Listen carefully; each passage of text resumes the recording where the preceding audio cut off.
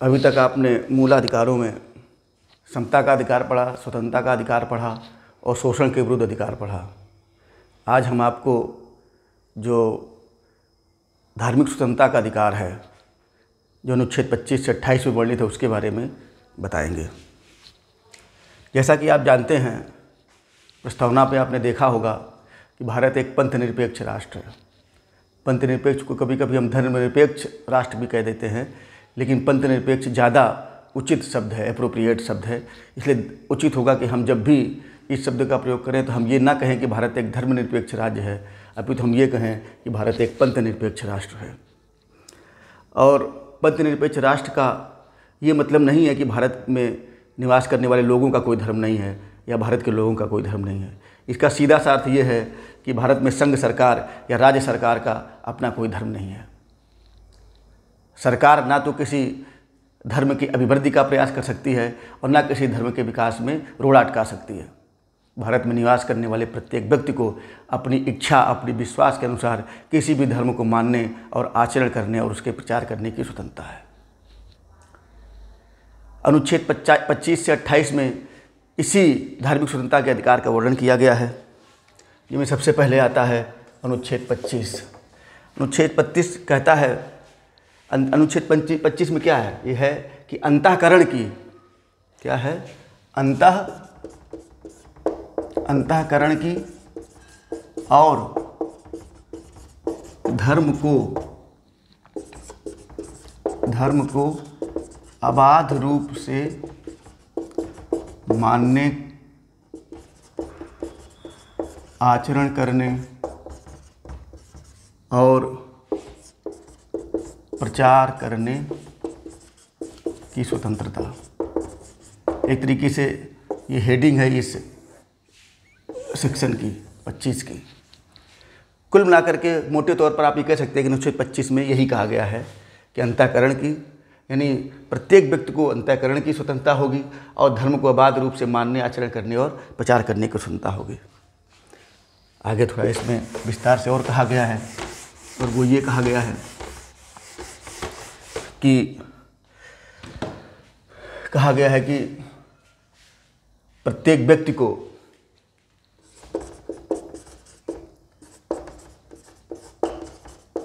लोक व्यवस्था,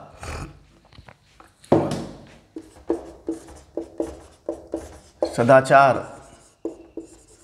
और स्वास्थ्य तथा इस भाग में, यानी इसी भाग में, ये तीन तो लिखे ही हैं, और अगर इस भाग में और कोई भी आधार दे दिया जाता है तो इनको ध्यान में रखते हुए, यानी ये तीन और इस भाग में वर्णित अन्य कोई अगर आधार हो सकता है, अन्य कोई व्यवस्था हो सकती है, तो इसको ध्यान में रखते हुए भारत में प्रत्येक व्यक्ति को अपने धर्म को मानने की, आचरण करने की और उसे प्रचार करने की स्वतंत्रता होगी, अंतःकरण की स्वतंत्रता होगी। सीधी सी बात यह है कि हमने बताया था कि कोई भी अधिकार मर्यादित होना चाहिए।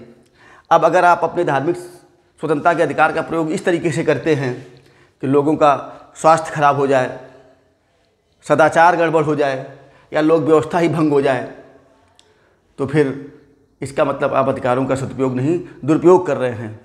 इसीलिए ये कह दिया गया है कि आप अपने धार्मिक स्वतंत्रता के अधिकार का प्रयोग करिए, लेकिन इन चीज़ों का ध्यान रखिए। अगर इन चीज़ों का आप ध्यान नहीं रखेंगे, ये चीज़ें प्रभावित होंगी, तो फिर आपके इस अधिकार पर युक्त प्रतिबंध लगाए जा सकते हैं। हमने आपसे पहले भी कहा था कि कोई भी अधिकार एब्सोल्यूट नहीं है। इसी तरीके से आगे ये भी कहा गया है कि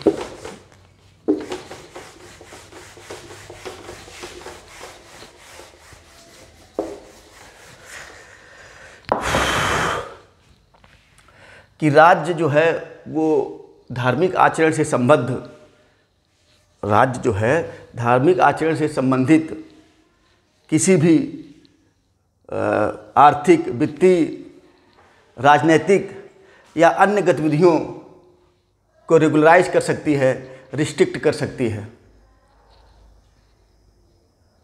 ये भी कहा गया है कि सामाजिक कल्याण को देखते हुए अगर सरकार ये भी कह सकती है सरकार ये भी देखेगी कि हिंदुओं की जो संस्थाएं हैं, चाहे धार्मिक संस्थाएं हैं, वो सभी के लिए खुली हों बिना किसी भेदभाव के।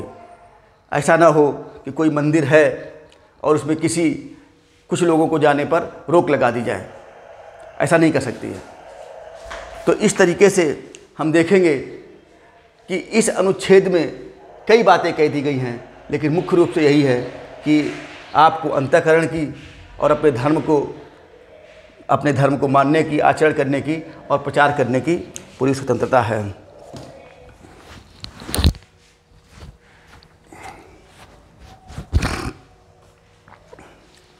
तो इस तरीके से आप देखेंगे कि ये अनुच्छेद 25 है।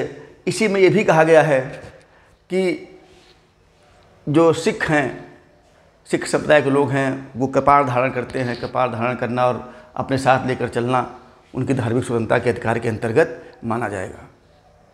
जब वो ये कहते हैं कि हिंदुओं के सामाजिक कल्याण के लिए हम कुछ कर सकते हैं, तो वहाँ हिंदू, सिख, जैन, बौद्ध सभी आते हैं।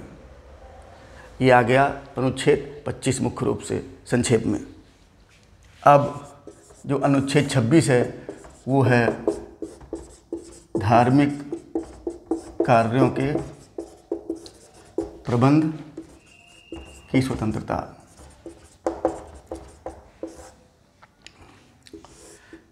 इसमें मुख्य रूप से 4 सब पॉइंट हैं और चारों इम्पॉर्टेंट हैं। सबसे पहला पॉइंट तो है कि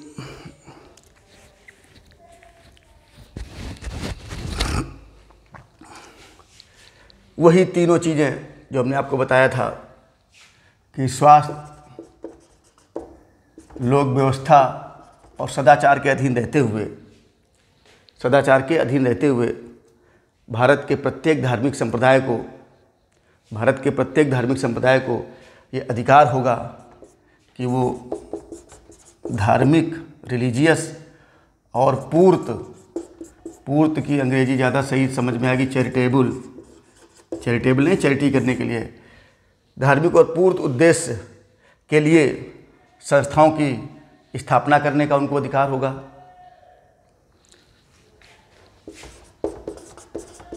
धार्मिक कार्यों के प्रबंध की स्वतंत्रता होगी प्रत्येक धार्मिक संप्रदाय को।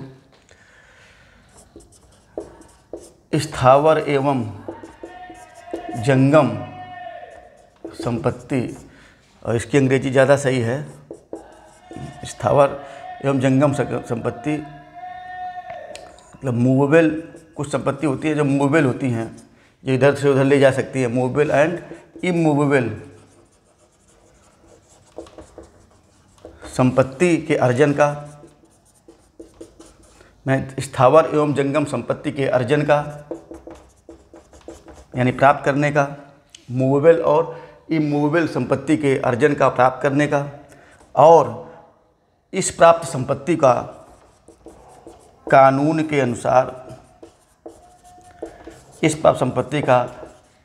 अनुसार प्रशासन करने का अधिकार होगा। इस तरीके से आप ये कह सकते हैं कि जो अनुच्छेद 26 है, इस प्रकार बहुत महत्वपूर्ण बात है कि आप ये कह सकते हैं कि अनुच्छेद 26 जिसमें धार्मिक कार्यों के प्रबंध की स्वतंत्रता दी गई है, उसमें कहा गया कि प्रत्येक धार्मिक संप्रदाय को निम्नलिखित 4 अधिकार होंगे। बहुत पूछे जाते हैं, चारों पता होना चाहिए आपको, एकदम याद होना चाहिए। कौन कौन? कि धार्मिक एवं पूर्त उद्देश्यों के लिए धार्मिक संस्थाओं की स्थापना करने का, धार्मिक कार्यों के प्रबंध का, मूवेबल और इमूवेबल संपत्ति के अर्जन का, और इस अर्जित संपत्ति का कानून के अनुसार प्रशासन करने का अधिकार होगा प्रत्येक धार्मिक संप्रदाय को।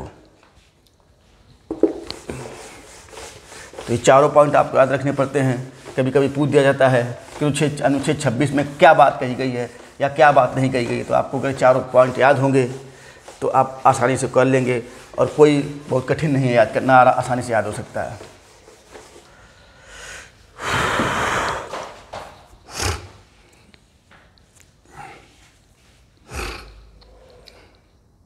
अब आया अनुच्छेद 27।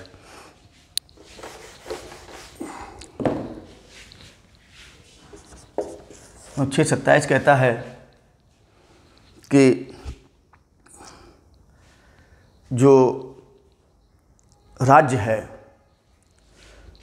है वो किसी व्यक्ति को ऐसा कर देने के लिए बाध्य नहीं कर सकती जिस कर से प्राप्त आय का प्रयोग किसी धर्म विशेष की अभिवृद्धि के लिए किया जाए। अनुच्छेद 27 क्या कहता है? अनुच्छेद 27 ये कहता है कि जो राज्य है वो राज्य किसी व्यक्ति को ऐसा कर देने के लिए बाध्य नहीं कर सकती है कि जिस कर से प्राप्त आय का प्रयोग किसी धर्म विशेष की अभिवृद्धि के लिए किया जाए। यही 27 का मूल सार है। और अब आता है अनुच्छेद 28। अनुच्छेद 28 है कि ये कहता है कि आप जानते हैं कि जो शिक्षा संस्थाएं होती हैं वो कुछ शिक्षा संस्थाएं प्राइवेट सेक्टर में हैं और कुछ शिक्षा संस्थाएं राजनीति से पूर्णतः संचालित होती हैं। तो ये कहा गया है कि राज्य निधि से जो संचालित शिक्षा संस्थाएं हैं, राज्य निधि से जो संचालित शिक्षा संस्थाएं हैं उनमें कोई भी धार्मिक शिक्षा नहीं दी जाएगी। कोई भी धार्मिक शिक्षा नहीं दी जाएगी। ध्यान रखिएगा कि राज्य निधि से जो संचालित शिक्षा संस्थाएं हैं उनमें कोई भी धार्मिक शिक्षा नहीं दी जाएगी। कोई धार्मिक शिक्षा, कोई धार्मिक उपासना का प्रावधान वहाँ पर नहीं होगा। लेकिन इसमें आगे यह भी कहीं कहा गया है कि अगर महत्वपूर्ण बात यह है, पहले तो ये कह दिया गया मोटे तौर पर कि राजनीति से संचालित किसी भी शिक्षा संस्थाओं में कोई धार्मिक शिक्षा नहीं दी जाएगी, किसी भी प्रकार की उपासना के लिए उसको जो है वो मजबूर नहीं किया जाएगा। लेकिन बाद में ये भी कहा गया है कि अगर किसी शिक्षा संस्थान की स्थापना किसी ऐसे विन्यास, ये कुछ शब्द हैं जो वैसे शब्द होते हैं तो मैं उनकी अंग्रेजी बता देता हूँ। अगर किसी शिक्षा संस्थान की स्थापना किसी ऐसे विन्यास, एंडोवमेंट और न्यास, ट्रस्ट आप सब लोग ज़्यादा फैमिलियर इस शब्द से, ट्रस्ट के द्वारा की गई है। अगर किसी शिक्षा संस्थान की स्थापना किसी ऐसे एंडोवमेंट और ट्रस्ट के द्वारा की गई है जिसमें धार्मिक शिक्षा देने की बात कही गई है, जिसका उद्देश्य धार्मिक शिक्षा देना है, तो ऐसे एंडोवमेंट या ट्रस्ट के द्वारा स्थापित शिक्षा संस्थाओं में धार्मिक शिक्षा दी जा सकती है। धार्मिक शिक्षा दी जा सकती है। लेकिन आगे फिर कहा गया है, क्या कहा गया है कि राज्य निधि से संचालित या मान्यता प्राप्त, भाई ऐसी संस्थाएं हो सकती हैं, मान्यता प्राप्त शिक्षा संस्थाओं में धार्मिक शिक्षा या धार्मिक उपासना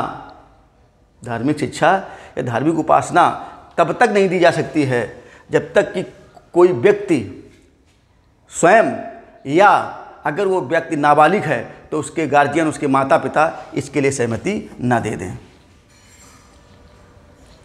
यानी सपोज कर लीजिए कि कोई ऐसी शिक्षा संस्था है जो किसी ऐसे ट्रस्ट के द्वारा स्थापित है, विन्यास के द्वारा स्थापित है। बहुत सारे ट्रस्ट और विन्यास ऐसे भी हैं, एंडोमेंट ऐसे भी हैं जिनको सरकारी निधि से सहायता मिलती है, सरकारी निधि से संचालित हैं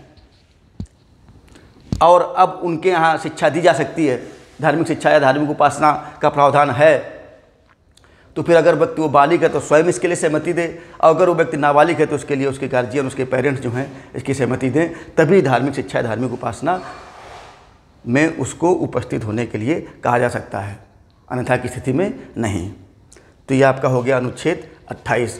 इस तरीके से आप देखेंगे कि भारत एक पंथनिरपेक्ष राष्ट्र है, लेकिन इस पंथनिरपेक्ष राष्ट्र में सर्टेन कंडीशन के अधीन जो है वो सबको धार्मिक स्वतंत्रता का अधिकार प्राप्त है, और कोई व्यक्ति, कोई भी यहाँ निवास करने वाला कोई व्यक्ति किसी भी धर्म को अपना सकता है। अगर वो स्वेच्छा से चाहे तो अपना धर्म परिवर्तन कर सकता है, बस इसमें ज़बरदस्ती नहीं होनी चाहिए, दबाव नहीं होना चाहिए। तो कोई किसी व्यक्ति को किसी प्रकार की कोई रोक टोक नहीं है, वो अपने विश्वास, अपने विचार के अनुसार कोई भी धर्म अपनाए और किसी भी धर्म के अनुसार अपने व्यवहार को नियंत्रित करे। इस तरीके से ये धार्मिक स्वतंत्रता का अधिकार इतना ही। इसमें मेन रूप से आप याद रखिएगा 3 शब्द हमने बताए थे कि मुख्य रूप से 3 आधार हैं, लोक व्यवस्था, सदाचार और स्वास्थ्य।